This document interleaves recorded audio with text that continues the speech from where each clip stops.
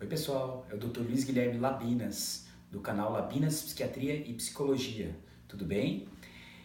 Você conhece alguém que evita lugares com muita gente? Ou você mesmo não quer ficar em lugares muito abertos, como shows, estacionamentos muito grandes? Às vezes evita lugares públicos, até como parques, shopping center, ou então evita lugares fechados como restaurantes, baladas, boates, evita pegar ônibus, evita pegar avião, metrô. E toda vez que você precisa ir em alguma dessas situações ou está nessas situações, começa a ficar ansioso, com medo de acontecer alguma coisa, passar mal e não ter ajuda, ter alguma crise de ansiedade. Se você disse sim para várias dessas perguntas, é bem possível que você tenha um transtorno psiquiátrico chamado agorafobia. Agorafobia é exatamente isso, é exatamente a sensação de você estar num lugar fechado, ou então lugares abertos, igual eu falei, né, parques. E em algumas dessas situações, você começa a ter você começa a evitar passar por essas situações, ou quando está nessa situação, você começa a ter sintomas ansiosos desencadeados, muitas vezes até com sintomas de pânico, palpitação, falta de ar, dor no peito, sudorese nas mãos, tremores, sensação de que alguma coisa de ruim vai acontecer. E nessas situações, você também pode ter a sensação de que não vai ter ajuda. Muitas pessoas, quando entram nesses locais, começam a achar que pode acontecer algum evento ruim, que pode ter uma crise de pânico e ninguém vai ajudar, e ninguém vai salvar. Ou então a pessoa pode ter uma diarreia, pode passar mal, ter alguma dor abdominal e também não ter ajuda.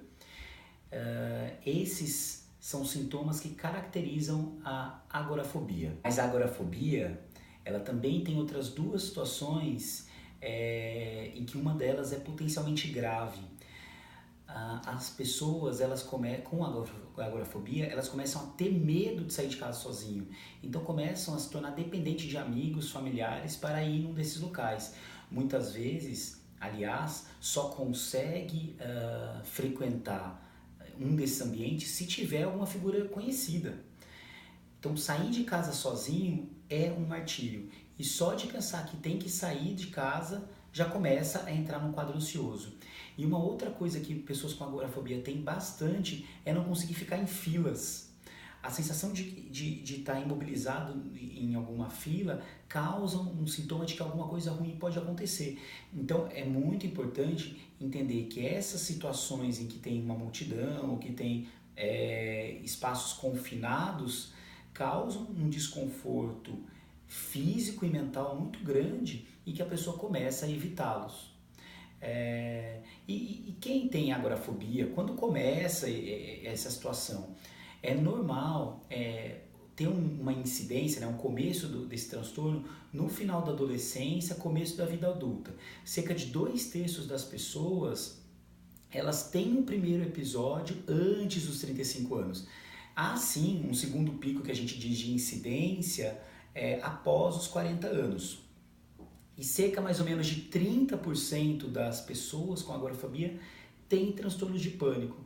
Então é um quadro muito correlato. Tanto é que até alguns anos atrás o diagnóstico das duas doenças eram conjuntos. Mas é mais comum em mulheres do que homens. É relativamente incomum na infância. Também não se sabe se é incomum na infância porque as crianças não conseguem explicar direito esses sentimentos. Esse transtorno, a agorafobia, é a doença fóbica mais genética de todos. Estima-se que 61% das pessoas com agorafobia vêm com uma genética, algo familiar prévio. É muito comum essas pessoas que desenvolvem o quadro terem um curso crônico e sem melhora se não tratado. Aparentemente, só 10% das pessoas que têm essa doença melhoram espontaneamente, sem ajuda, e nunca mais têm esse quadro. Então, o tratamento é vital, deve se tratar.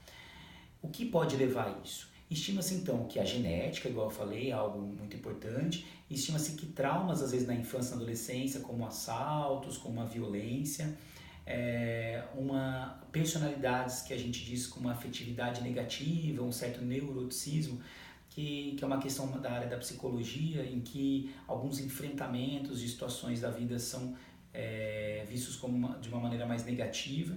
Isso eu até falo em outro vídeo, em outro momento. Pessoas que os pais tiveram certa negligência ou, por outro lado, uma certa superproteção.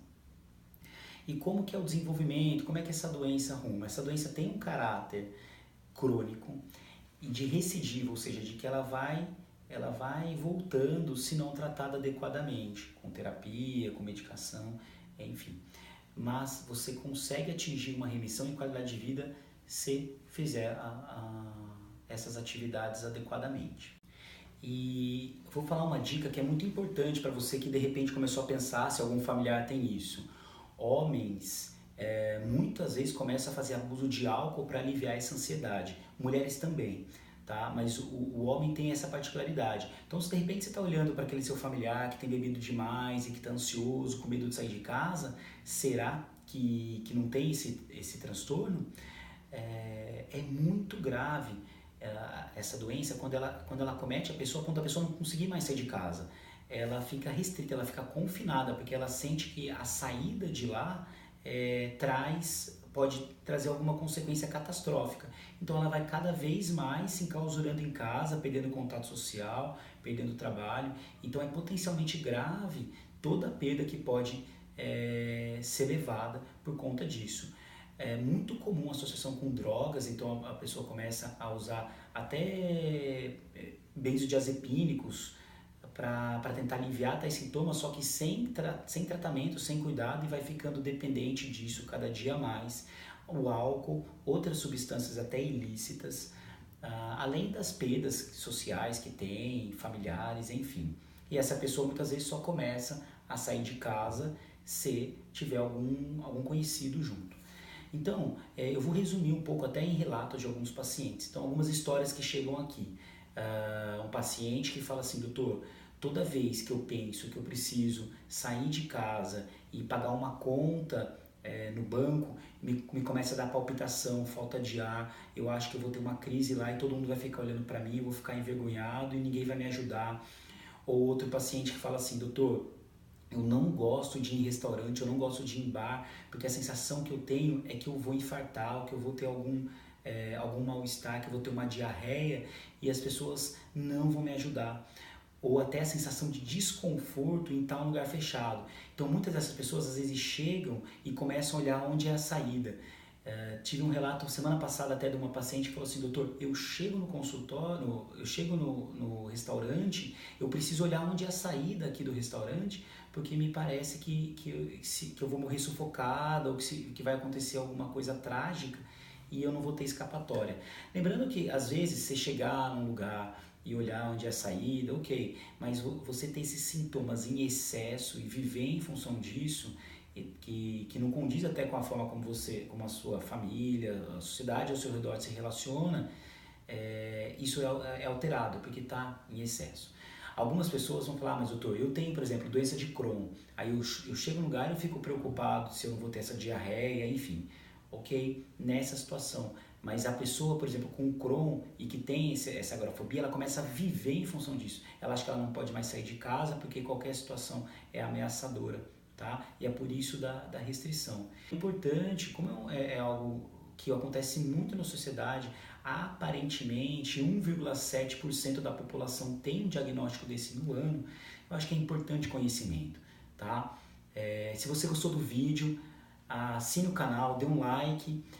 Não esqueça de todas as redes sociais em que eu falo sobre a psiquiatria, sobre a psicologia e saúde mental. A página no Instagram, no Facebook, no YouTube, Labinas Psiquiatria, tá ok? Então, se você gostou desse vídeo, dá um like, e no próximo vídeo eu vou falar um pouco sobre como tratar essa condição, tá bom? Um grande abraço!